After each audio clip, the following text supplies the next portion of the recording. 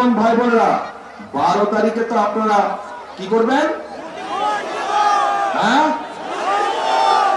ধানের শীষে ভোট দিবেন। যাবেনটা কখন? ভোট দিতে কটার সময় যাবেন? দুপুর 12টায়? ও, দুপুর 11টায়? সকাল 9টায়? তো কখন? হ্যাঁ, তাহাজ্জুদের নামাজ পড়তে উঠবেন ওই দিন। আল্লাহর কাছে রহমত চাইবেন যে যাতে সারা দেশের ধানের শীষ জয়যুক্ত হতে পারে, এই রহমত চাইবেন আল্লাহর কাছে।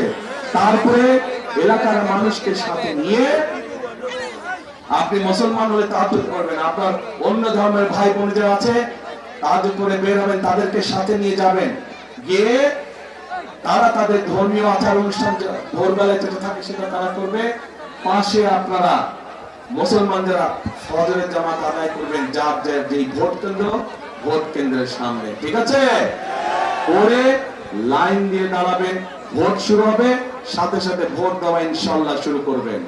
কিন্তু ভোট দিয়ে সাথে সাথে চলে আসলে চলবে না। কি করা লাগবে? থাকতে হবে, কড়ায় গন্ডায় বুঝে নিয়ে আসতে হবে। কেন এই কথাটা বললাম? বহু বছর হয়ে গেছে আমরা তো ভোট দেবার সুযোগ পাইনি, তাই না? যেহেতু আমরা ভোট দেবার সুযোগ পাইনি, এর আগে আমাদের ভোট বিভিন্ন জন বিভিন্ন ভাবে লুটপাট করে নিয়ে গিয়েছে।